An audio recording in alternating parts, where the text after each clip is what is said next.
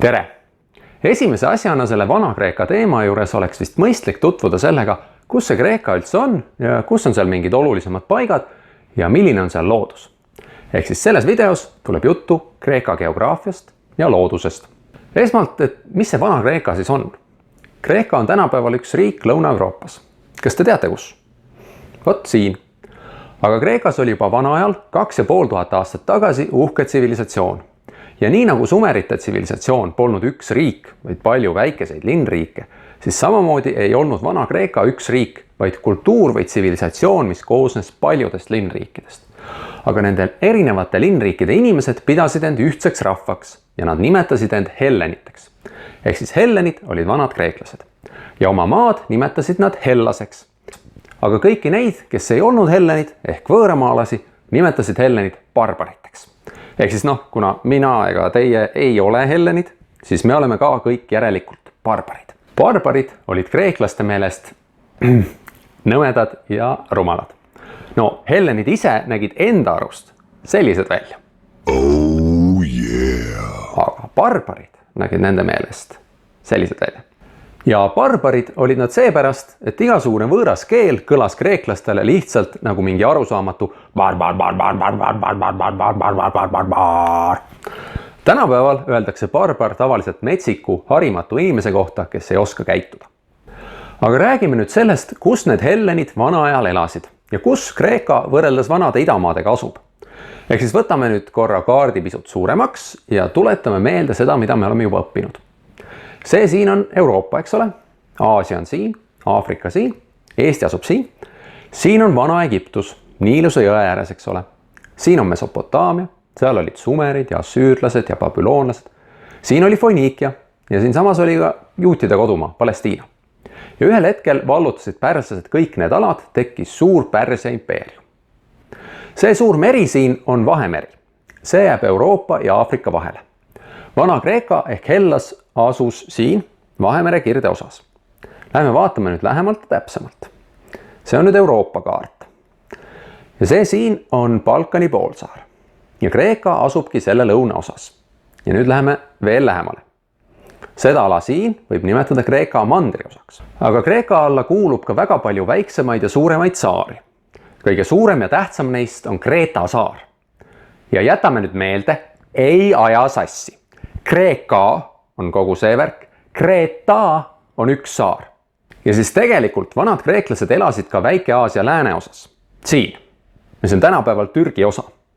Nende kahe ala vahele jääb Egeuse meri. Ja lisaks, nüüd läheme jälle suurema kaardi peale, lisaks rajasid vanad kreeklased ka kolooniaid ehk hõivasid uusi maid väljaspool oma kodumaad. Need kolooniad paiknesid peamiselt Vahemere põhjarannikul ja Musta mere ääres. Aga mõned olid ka Vahemere saartel ja lõunarannikul. Põhimõtteliselt asusid need siis sellistes tänapäeva maades nagu Hispaania, Prantsusmaa, Itaalia, Montenegro, Albaania, Bulgaaria, Rumeenia, Ukraina, Venemaa, Gruusia, Türgi, Küpros, Egiptus ja Liibüa. Et siis päris laial alal tegutsesid need kreeklased. Ja kui te nendesse riikidesse kunagi reisite, siis ärge imestage, kui te järsku leiate sealt mõne vanade kreeklaste teatri või templi. Aga juhin muidugi tähelepanu, et kreeklaste kolooniad jäid alati ranniku äärde, sisemaale nad ei roninud. Meil tuleb Vana-Kreeka teema juures juttu ka kahest tähtsast linnriigist, Ateenast ja Spartast. Seepärast ma näitan praegu nende asukohad ka ära. Ateena on siin ja see siin on Sparta. Veel üks oluline teema. Milline on Kreekamaa loodus ja milline on sealne ilmastik?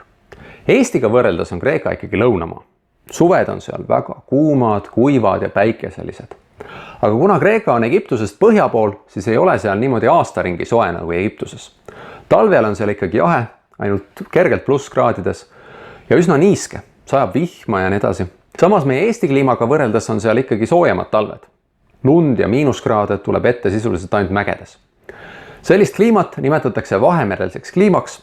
Sarnane kliima on ka näiteks Itaalias ja Hispaanias ja teistes vahemereäärsetes maades. Aga kui me heidame veel pilgu tagasi kaardile, siis üks oluline asi, millele tähelepanu juhtida. Kreeka mandriosa on poolsaar, mis on 3 küljest piiratud merega. Ja tal on väga pikk rannajoon. Ja lisaks on seal palju saari. Enamik Vana-Kreeka linnriike asusidki mere ääres. ja suuri jõgesid Kreekas näiteks ei ole. Ja kuna sisemaa on Kreekas üpris mägine, siis tihtilugu oli linnriikide vahel lihtsam liikuda laevaga kui mööda maismaad. Ja see oli oluline eeldus, mis viis selleni, et kreeklastest said osavad meresõitjad. Kui su kogu elu tiirleb ikkagi ümber mere, siis sul on põhjust meresõidus väga heaks saada. Nagu ma ütlesin, siis sisemaa on üpris mägine. Mägedes kasvatati ja kasvatatakse siiamaani karja, tasasemates orgudes mägede vahel kasvatatakse teravilja ja viljapuid. Nii Kreekas kui ka mitmetes teistes Vahemereäärsetes maades oli ja on siiamaani tähtsal kohal viinamarjade ja oliivide kasvatamine. Nii, ja kokkuvõte. Esiteks, vanad kreeklased nimetasid end helleniteks ja oma maad Hellaseks. Vana-Kreeka kultuuri tuumikala oli siin. Lisaks rajasid kreeklased kolooniaid mujale Vahemere äärde. Teiseks, Kreeka on 3 küljest ümbritsetud merega ning seal on palju saari. Kolmandaks, Kreeka kliima on suviti soe ja kuiv, talviti jahedam ja niiske.